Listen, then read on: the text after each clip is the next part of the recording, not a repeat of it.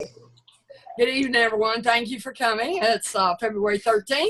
And for those that are watching the recording tomorrow, I hope you enjoy it and get something from it. That's why we do these Zooms. I'm going to go ahead and share my screen. And my PowerPoint. It'd help if I had it where it needed to be. So I'm going to include everybody in the reading tonight. We're going to continue with the about the I'm moving my picture so I don't get away here. Dorothy, you can see it when it's enlarged, honey?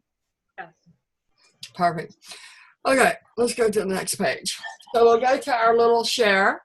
It's so hard to forget someone who gave us so much to remember. Memories are wonderful, and Valentine's Day is tomorrow, and I thought this would be a good time to, resurrect some of those memories. I hadn't even thought about it, so I'm sitting here reading it, but my favorite Valentine's Day was like first or second year Tony and I were married. We both worked in the same place. And he started sending me these huge arrangements of flowers the week before Valentine's Day. And about after the third one come, I said, how much did you spend on this? Because I was really wanting the money and not the flowers, And he said, don't worry about it. You're going to get the flowers. So about 3 days in, I learned that other couples that we worked with went and asked him if he was in trouble. And he was in trouble. And then they found out that he was doing it for Valentine's Day the whole week. And they came to him and said, would you stop this? Our wives are complaining because they're not getting it. And we're not going to do anything like that. You're causing us problems. So it went through, let's say that I believe it was on Saturday. So Saturday, Sunday, Monday, Tuesday, Wednesday, I got this huge $50 to $100. My house looked like a funeral home in the end of this. And so on Saturday, when Valentine's Day was, I was waiting for flowers to come, and they didn't come. And then all of a sudden, the truck pulled up, and I come running back to the room there thinking I was getting flowers because I'd gotten used to it by then. And when I walked in, they all turned and looked at me and said, they're not for you. And so I went on home, and when I got home, Tony was laying in bed, had a red sash on him, and says, today you don't get flowers, you get me.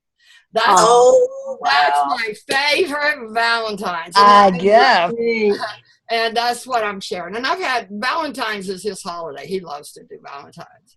So I'll pass on to someone else. Who wants to? Can I share something about Poppy? Yeah. So Sunday we were coming back from church, and Poppy said, well, I'm not doing Valentine's Day for the ladies this year. Yeah. And Aunt Connie said something about all his girlfriends, and I was like, yep, that must set you back a pretty penny getting Valentine's Day for all your girlfriends. Yeah, and he does. And I don't know if he is, or if he has. But he gets all the ladies on the street and ladies who don't have their husbands or boyfriends. And it's thoughtful. It's nice that he does that. They're going to miss it this year. No, I'm not sure he's not going to do it. We'll see. You never know with him. Who's next? You want to go next, Lisa? I can be the last time I was surprised by something. Okay. And it's not a Valentine's story, but I was at my cousin's picking up an entertainment center that she had given me. And when I got back, I had a Christmas tree in my Florida room. Mm-hmm. And that Mommy and Poppy were on their way over to help me unload the entertainment center. So I backed my truck in, then I ran in the house and I was running around, and all of a sudden I was like, oh, I got a Christmas tree. Where'd that come from? So it's actually still up. So yes, that was very sweet. And I have too many childhood memories to pick from, but what I want to share most today is I participated in my first Mardi Gras here, and so it was very much fun riding around in the decorated golf cart, and I think this is the first time I have been in a position to throw beads and candies, and so way very much fun, and I really enjoyed it.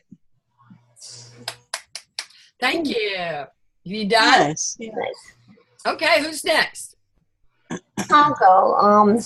My favorite Valentine's Day was this. It was my granddaughter was born 22 years ago on Valentine's Day. Oh, wow. Missy second.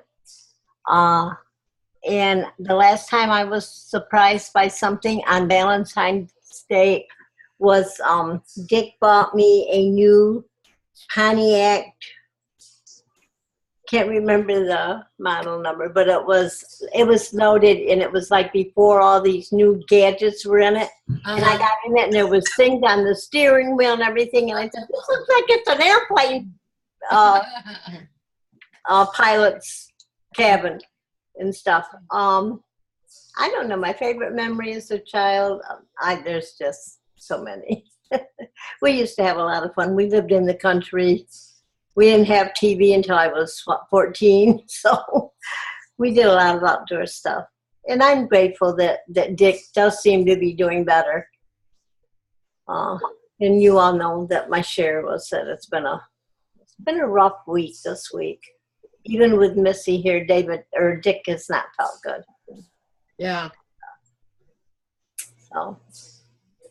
Well, thank you, Marsh. Marcia, you want to do? Yeah. Word mom. Okay. My favorite memory as a child is smelling the food that my mother would cook. I see everything's food related, but I had certain foods that I loved, and when she made the veal cutlet parmesan, it's just, I was like so happy because I knew we were eating it for dinner that night. It's a silly memory, but I just always remember that. Oh, that's cool that you have I that. think that's great. Yeah. That's it? Yeah, that's it. Yes. Jan? Okay, my favorite memory as a child for Valentine's Day was my dad always loved any kind of holiday. He would make holidays out of things. Oh, And for Valentine's Day, I come from a family of all girls, and I'm the oldest. But he always came home from work with flowers and candy for my mom, and a box of candy for each of us girls. And it was just a happy day. You know, we couldn't wait for Dad to get home. That's cool. So that's a real Yeah. memory as a child. And today I'm grateful because we had sunshine today. What was the It wasn't really warm, but it was sunny, and that's a big thing. mhm. That's it. You packed? How about you, Miss Dorothy? Okay, my favorite Valentine's Day was as a floral designer. I always enjoyed that day. It was lots of roses. It was an exciting day. Lot of happy people coming in and getting their flowers. And of course, my husband always bought us something for Valentine's Day. That was an automatic. Last time I was surprised by something was at Thanksgiving. My children bought me a brand new TV. Nice. Very nice. It was called a non-Christmas gift, whatever that. And my favorite memory as a child was probably when we lived with my grandmother when my dad was in the service. Because my grandmother was lots of fun, and my grandfather was a bootlegger, and they had lots of parties, and they had a played piano, and it was fun. It was exciting. What am I? I'm most grateful, and I want to share is that I looked at the clock. I went over to take my mother for a walk, and it was after 6 o'clock when I went because I had a client come here today, and so I got over there and we went for a long walk. And she did some of her exercises, and I sat down visiting with her, and I almost missed the Zoom. Oh, wow. That's funny. But you were enjoying yourself. Barbara called her, and I'm sitting there, and all of a sudden I realized it's about 20 minutes after 7. Really? I'm glad you were close. Yeah, I'm about, not even 5 minutes away. But anyway, yeah, those are all good memories. All right. Now that we're all in a good mood, did Surprised any? this morning, Dorothy? What? You learned something new this morning? Yes, I did. Thanks to Lisa. Tell Go us. ahead. Oh, well, I was looking for something for my to put on the thing today, teachable moment, and she tried to call me and on Facebook, and I didn't know you could do that. Yeah. You can call one another on Facebook. Yes. So I learned how to do that today. Yeah. So did anyone ever make Valentine Day cards? Oh, yeah. Yeah, me too. Do you see what this child said to their parents?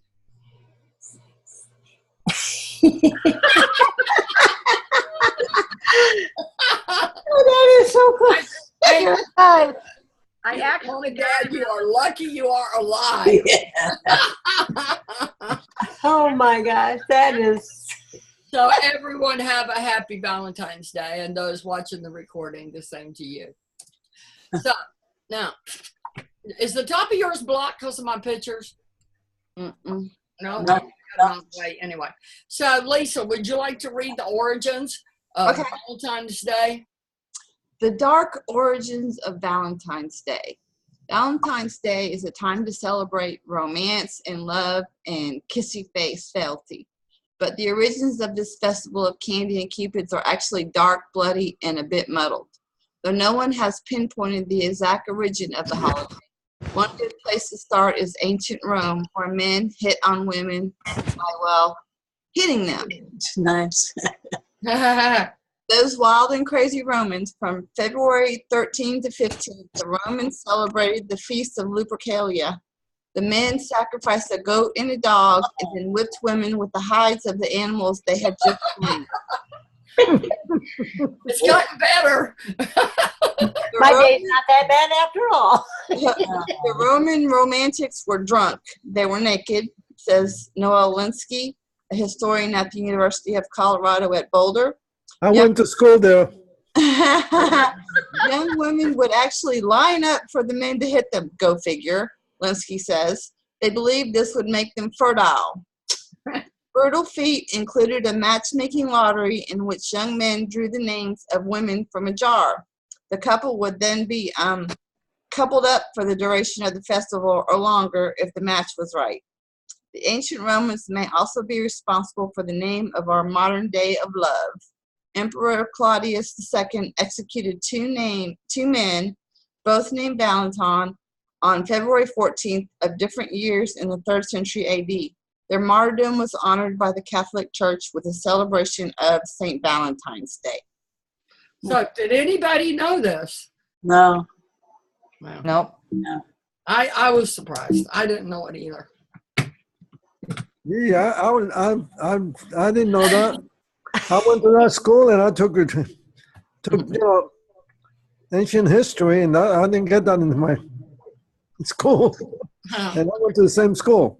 well, you must not have that professor. So today, Tony, I didn't know you were there. I saw you leave. I didn't know you came back. So you didn't get to share today. Did you want to share anything with the Valentine's or special memories or For grateful? me, Yeah. well, no, I don't know if I should say this, but every Valentine's Day I get a gift, and I never know what it's going to be from Connie, and I never know when I'm going to get it. But I run out of room for places to put them because they are little animals, stuffed animals, but they're not big ones. They're small ones. Some of them dance, and some of them sing. Some of them play music. Some of them just look at you. You know. And you never know where And they're I got a new one. I got a new one today, so I didn't have no room to put them. I have to find a place for them. Okay. So that's what I want to share. And it's a great Valentine's gift for me. I'm glad you enjoy all your little toys. Yes. So we're going to continue with about the nourished metabolism.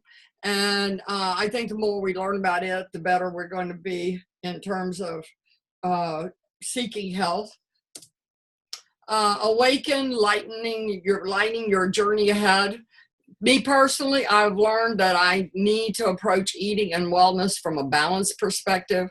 It has to fit my health, it has to fit my life, and it has to fit my personality. Every time you eat is an opportunity to nourish your body. Are you nourishing or stressing your metabolism? So the person that's in this room right now that came the furthest is actually Lisa.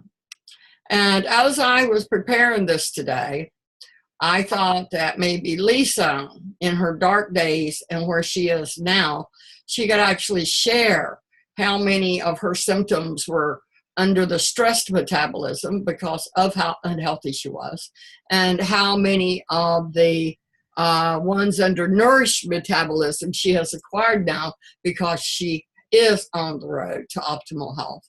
Do you mind doing that, Lisa? No, so I never asked her, so this is kind of on the spot, but I just thought you could give us a big lesson right here. I don't know about body temperature, but definitely mood swings. Handling, I was able to handle stress. I don't know how, but the dry skin part, yes. Poor digestion, yes. Erratic sleep patterns, oh yes. The alternating between wired and tired, yes, Lord. Blood sugar crashes, oh yes. And the last part, no. Maybe hormonal imbalance. And then now I have a normal body temperature, definitely level moods. I don't have any stress, but what little I get, I do handle well. Healthy hair, skin, and nails, yes. Excellent digestion and normal bowel movements, yes, thank you. Good sleep patterns, yes. Even I've been dealing with a little bit of pain, but excellent sleep patterns and great energy. Steady blood sugar, yes, because I've cut out sugar. And definitely the last one is good to go. All right. All right. She's just waiting. But Lisa, how do you, when I was doing this and I saw that, and I have my own that I can go before and after here. But with you, you're always making such great points about you finding nutrition and the difference that it has made. It's giving you your life back. You go so far to say you have a life now because of it. So how much of this is, if you'll remember the other night when we studied metabolism, there was 3 things that altered your metabolism. Does anyone remember what they were? No. Okay, too little food, too much food, and poor quality food.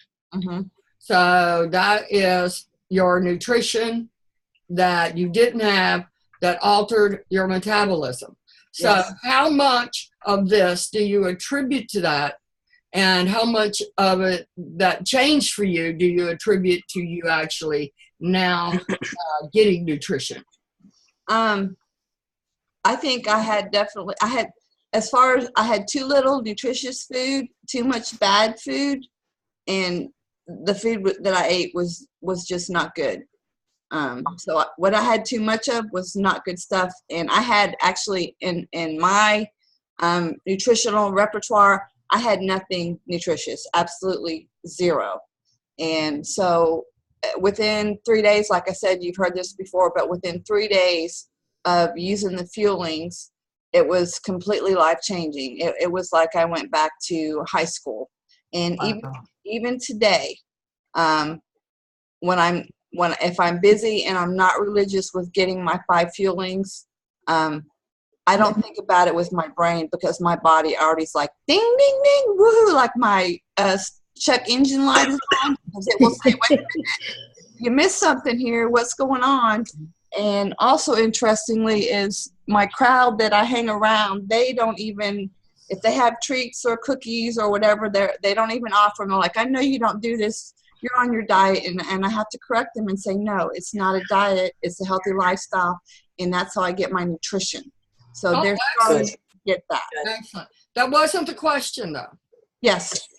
The question was how much of when you were suicidal, when you were Um, manic, when you were all those things you are? Is that a true disorder, or was it as a result of being malnourished? I really think as I look back that, and the thing is, nobody in all those years asked me what I ate. And I really think that had I had proper nutrition, like this program offered me, that I would not have struggled and suffered the way I did, and I would have not had to damage my body with all those medications.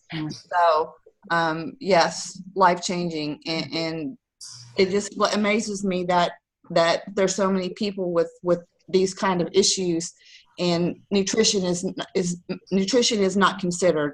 And so it kind of mortifies me how much suffering is going on that doesn't need to, just because of poor nutrition.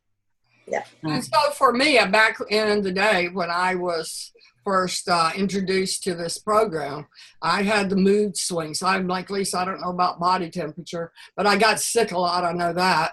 I was on edge. Stress I could react to stress very quickly. Obviously, poor digestion. I don't have the other.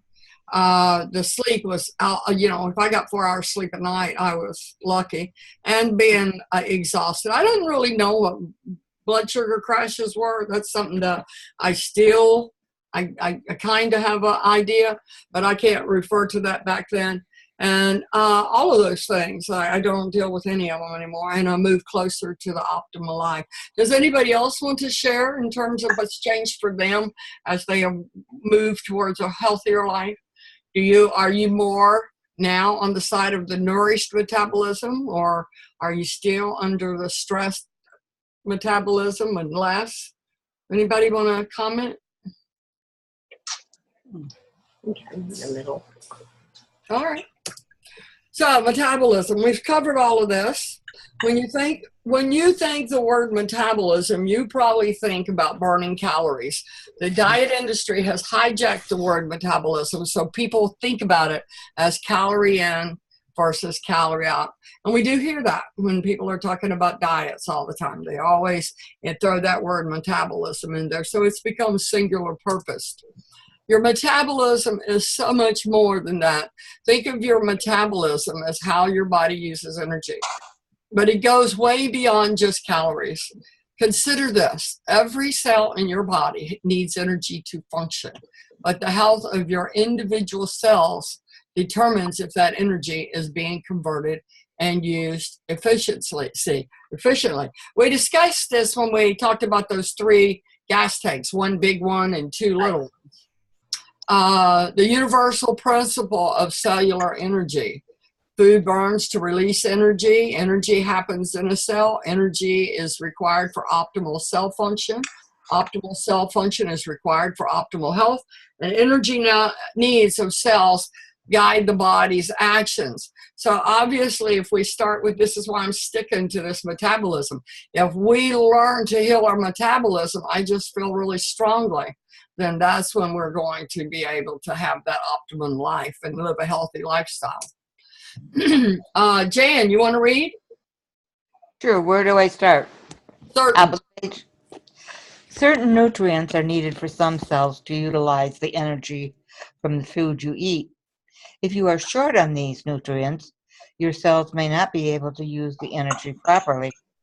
Hormones, including thyroid, reproductive hormones, stress hormones, also influence how your cells procure energy.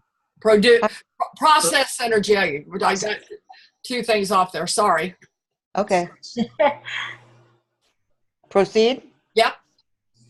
How your liver processes energy can influence your thyroid health, which in turn can release stress hormones, which can affect your digestive health.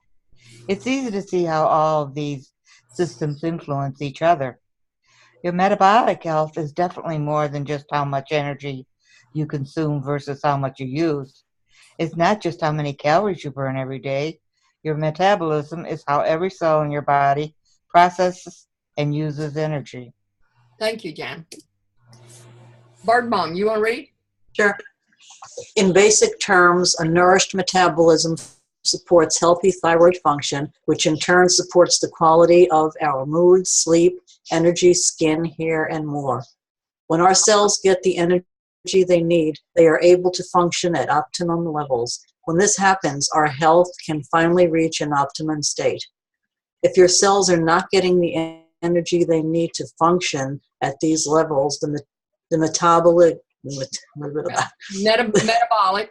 metabolic rate adjusts by slowing down. Your body will also sacrifice the needs of certain systems in order to keep other more immediate, more important systems running.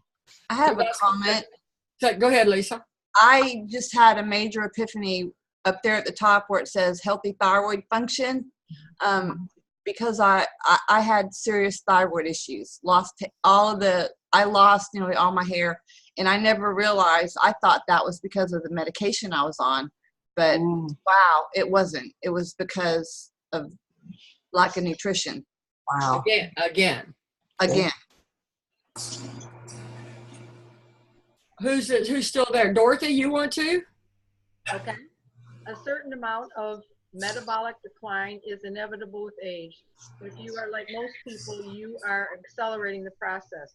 Everything we do, the way we eat, the way we exercise, the way we sleep, and even the way we think contributes to building up on breaking down metabolic function. Some bad habits can do more damage than others. Some good habits can go a long way in helping you achieve outstanding metabolic health. And then it's aging, lifestyle, subclinical modifications in the muscle, impairment in glucose metabolism, development of metabolic related disease. So whatever's going to happen naturally, we can't avoid that. But obviously, if we took care of ourselves, even at a late date, we can improve our outcome and we can live longer years and have quality of life. A lot of the suffering our bodies incur is at our own hands. We are sacrificing food for health and appearance. I don't know how our focus switched to food, because nothing really tastes good enough, I don't think, to anyone, that if they were thinking correctly, they would say this food is worth my health.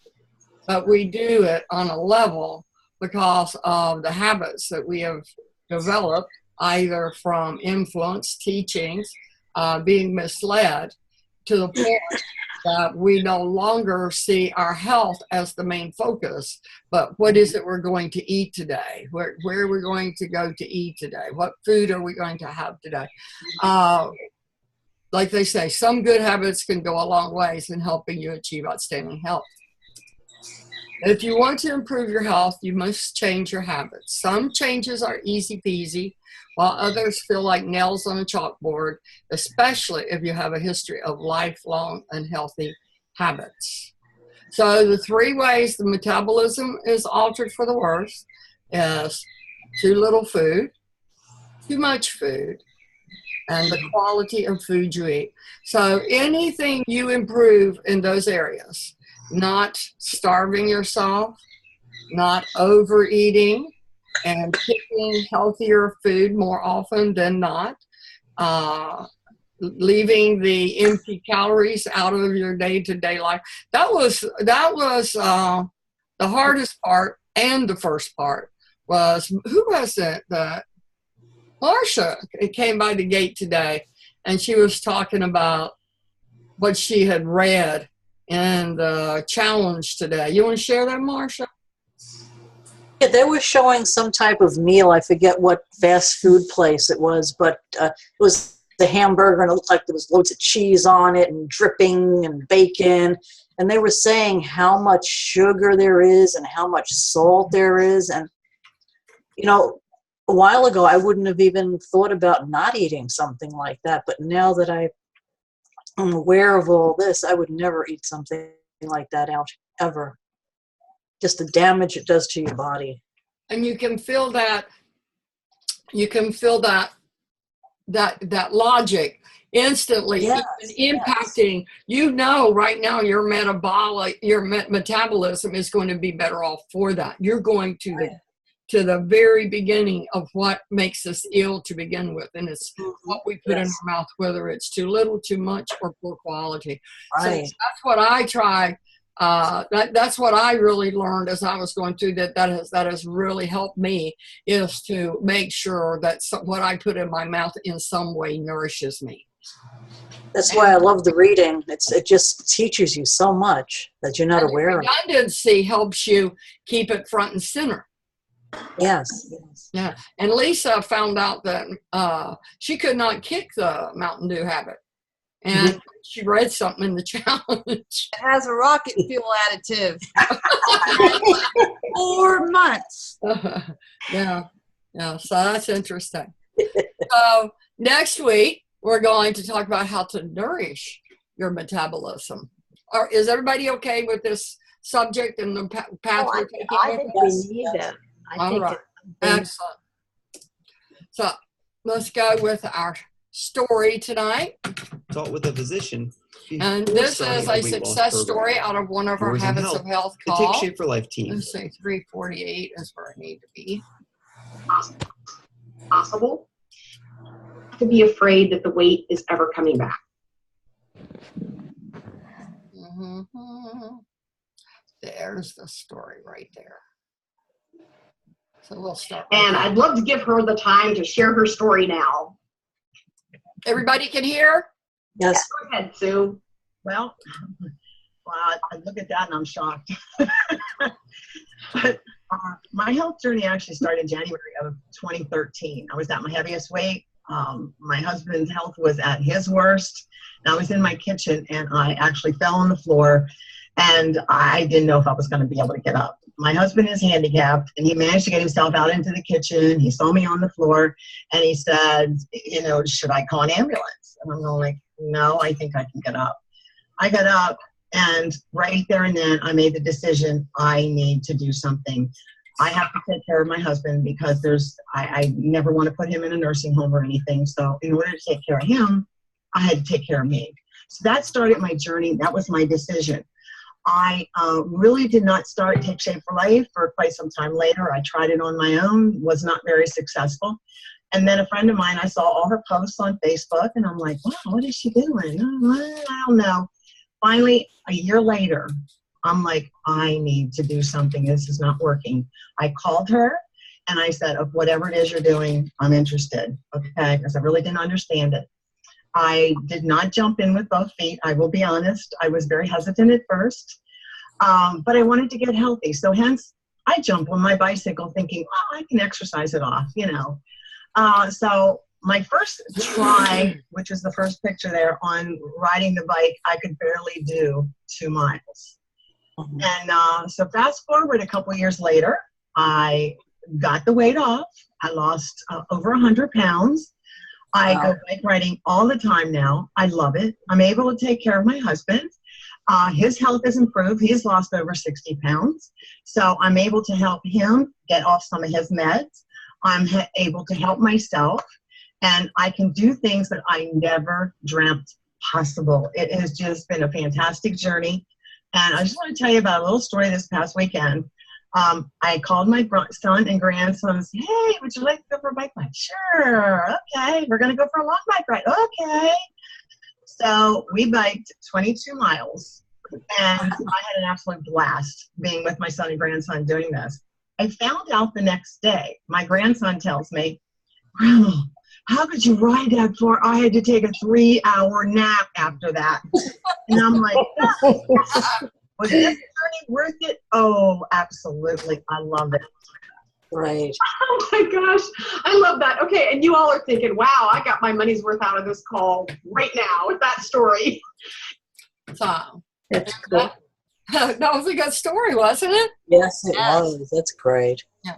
So in conclusion tonight, the way you eat, the way you exercise, even the way you sleep, may all be working against you and your metabolic health. You can change all of these things so they start working for your metabolism instead of against it. Now we're going to continue this subject next week. I really thank everybody for coming. Any last words from anyone?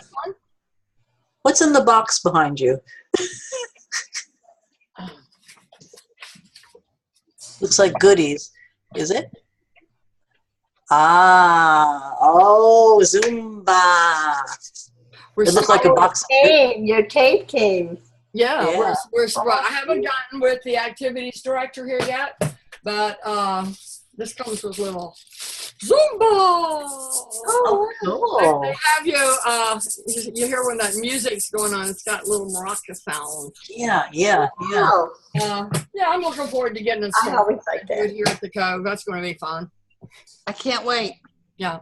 Well, thanks, everybody. We'll get this posted tomorrow in the room. Hope you all enjoyed it. Oh, before Okay. y'all leave, Dawn, Thanks, Connie. Good See you night. next week. Thanks, everybody, for the support. Good night. Marcia, you call me if you need me. I will, honey. Dorothy wants to say something. Go ahead, Dorothy. Dawn is sick. She Yeah. couldn't make it, but she's hoping to be here next week. No kidding. Wouldn't that be fantastic? Now that That'd be would- nice. We miss her. Okay.